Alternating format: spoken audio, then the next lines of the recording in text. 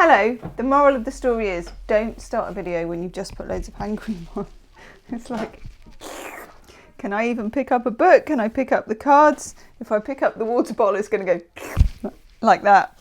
Okay, welcome to Gemstone Tarot, the weekend reading for the 12th and the 13th of February 2022, where the moon is in Cancer all weekend.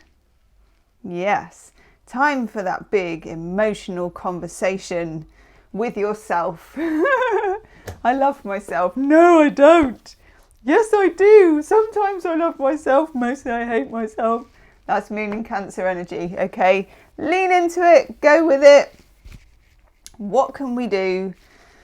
I'm a water sign myself. It's the full moon, not full moon. When the moon's in Pisces, I'm the same. When it's in Scorpio, I don't get that feeling. It's weird. Anyway, let me know your experiences. Let's have one of these. I obviously can't speak today, so that's normal. Hair of the Dog to Paint the Town Red. I need to work on the title of this book. So we have first rate, meaning the very best quality. So I'm just waiting for a large lorry to go by. Thank you. First rate is a naval expression dating from the time of King Henry VIII. It was during his reign that the British Navy began organising its ships according to their size and strength. The warships were rated on a scale of 1 to 6. A small ship with a little armoury was considered 6th rate, while a large and well-armed ship was classed as first rate. The expression soon became used to refer of anything of the highest quality. That was really boring, wasn't it? Let's have the next one. Okay, square meal. Gosh, I've got the microphone wrapped around my leg. Square meal is another, because it's all nautical, is another nautical phrase. British warships in the 17th century had poor living conditions. The quarters were cramped and most meals were insubstantial. In particular, breakfast and lunch usually consisted of little more than bread and water. However, the final meal of the day did provide some sustenance and generally included some form of meat. This meal was served on a large square tray, meaning made of wood, designed in that shape for easy storage. This larger, more nutritious serving became known as a square meal. There you go. It's amazing how many of these things come from nautical stuff, isn't it?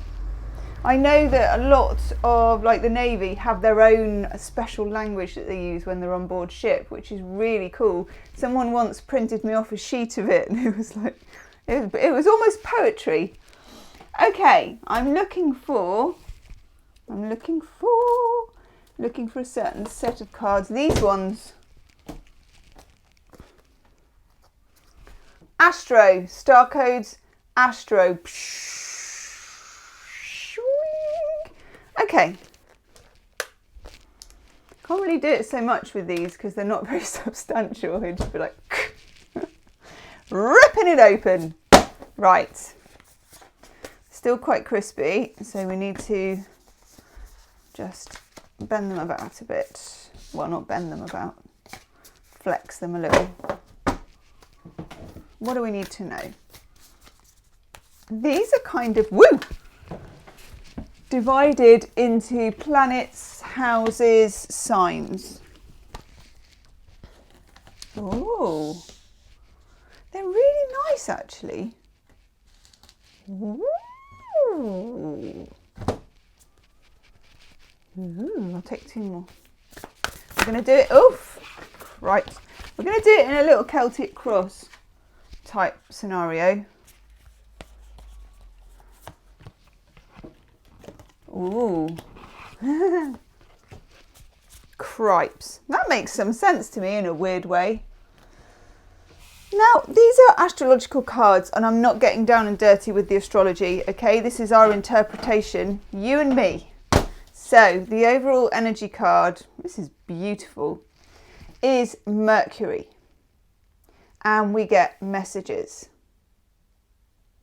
This is about communication, I suppose. I actually don't like the word communication. Very often I don't like the words attributed to the things that we're supposed to do with them. In other words, when there is what they call a breakdown in communication, you know, this confusion, and I feel that might be what we're talking about here. The word, you know, someone always chimes in with their tea towel, isn't it? Well, I think you need to learn to communicate. And you're like, really? You know, do you really think that? It's how do we get to this situation? But at that point, I think the last thing you ever want to do or feel like doing is communicating. Because chances are there's been a whole lot of talking. I feel like there's been a whole lot of talking here, and then maybe it could be in a romantic relationship or in a, you know, any kind of relationship to other friends, family, work, whatever it is, it's general reading. There's a stumbling block here, which I'm going to be really controversial probably, but you know how a lot of people go to couples therapy and it does work for some, but it doesn't work for a lot of people. Sometimes the parameters of talking about something just aren't enough. Now, what I'm feeling here, we've got Mercury, and it feels like that's a very talky planet. And then in the middle, we've got Gemini, cross-pollinate. And Gemini, of course, we talked about this the other day, is the gaseous exchange. Love a bit of gaseous exchange. I remember it from a really old smelly textbook from school where obviously someone had drawn penises in it, because that's what everybody did at my school constantly. Any surface or any book always had massive willy in it. But anyway, apart from that, once you got past that, there was this gaseous exchange, you know, where you had these red lines coming down, and I think they're like blue lines, oxygen and blood, like exchanging. And I just love the word gaseous exchange. Gemini is the exchange, a bit like a telephone exchange of the zodiac, throwing out messages, synthesizing messages, communication. But what I'm feeling here is that something can't be said. This can't be talked out. It's not the only way to solve a problem. At the bottom of the reading, we get square, semi-square. Oh, I've got to be really careful how I say this. I'm not even going to try and say the bottom word, just in case, you know. So, tension. So when you've got things that are squared, it's normally something that is tension. It's like a trine is where something, and this is really, you know, astrology is not my thing, but a trine is where two aspects kind of sing, and it's like, yeah, trine. And a square is like, grr. It's a little bit of grr, okay? There's a bit of grr, and I don't think that talking is the absolute best policy. We have the planet Mars. Motion, yang, doing, moving. Aries, you know, that Eros, the god of war, with 7th house relationships. Then at the top of the reading, we have Moon. Isn't that gorgeous? How very beautiful is that? So if we look at this, and we'll biddly bop, I don't know how well it will come out because of various reasons really. Let's biddly bop.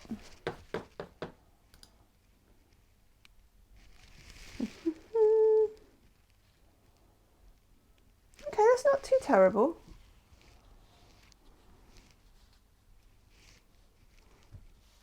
So Mercury, Mars, square, semi-square, 7th house relationship, Moon at the top, Gemini. This moon seems to be like a thread of unknowing or a thread of mystery. Sometimes a situation or a place in a relationship, whatever that relationship may be between whoever it's between, is going through a dialectic. It's going through a process. And it kind of works itself through, and I feel like I want to say somatically, as if it's going through the body. As if the relationship was a body and this was moving through it, okay? Rather than this rather in the head communicate style.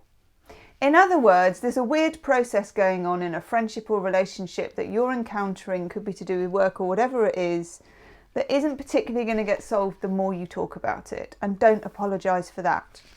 There you go, I kind of got there. Someone is definitely drilling down the road. Yoo-hoo! Okay.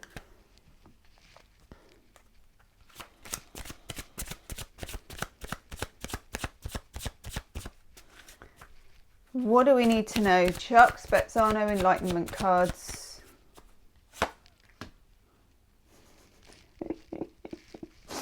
Oh, cripes.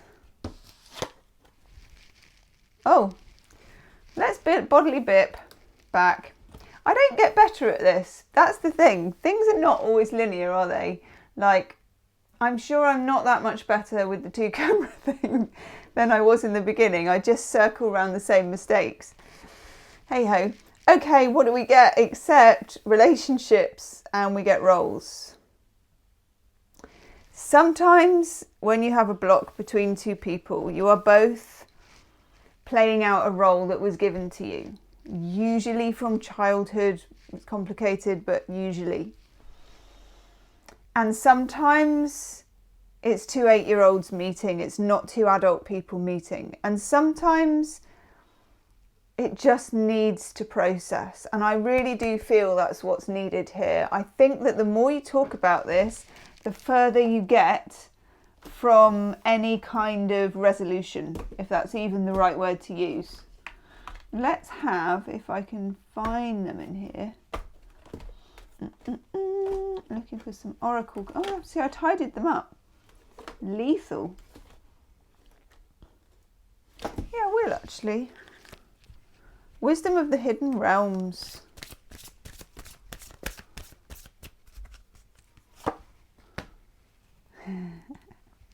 That's exactly what I'm talking about. And that's weird as well, because if you look at Mercury and the picture and the tails particularly, and then you look at this card, the Dragon's Jewel, inner conflict, morality, conscious choice, I feel like we're wriggling it out. I know. It's wriggling itself out, and I think that's a good thing, and good will come of it, and the momentum will change. An interesting reading. Well, tell me what you think. It's like, I thought it was interesting. Leave me a comment. I'm interested to know how it was a quite esoteric reading today. Let me know, and do like, share and subscribe, and I'll see you tomorrow. Namaste.